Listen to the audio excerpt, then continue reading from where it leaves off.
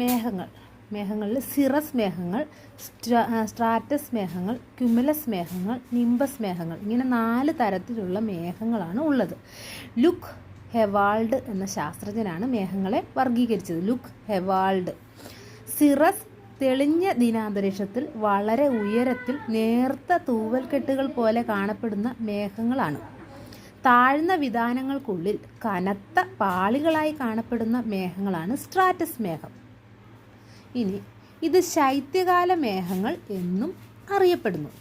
Cumulus മേഘങ്ങൾ cauliflower ആകൃതിയിലും ചെമ്മരിയാടിൻ്റെ രോമക്കെട്ടുകൾ പോലെയും കാണപ്പെടുന്നു. ഈ മേഘങ്ങൾ പഞ്ഞിക്കെട്ടുകൾ പോലെയും കാണപ്പെടുന്നു. നിംബസ് മേഘങ്ങൾ സൂര്യപ്രകാശം കടത്തിവിടാതെ ഇരുണ്ട നിറത്തിലാണ് കാണപ്പെടുന്നത്. ക്യുമുലസ്, നിംബസ് ഇവ തമ്മിൽ കലർന്ന് കാണുന്ന മേഘങ്ങളാണ് ക്യുമുലോ നിംബസ് മേഘങ്ങൾ.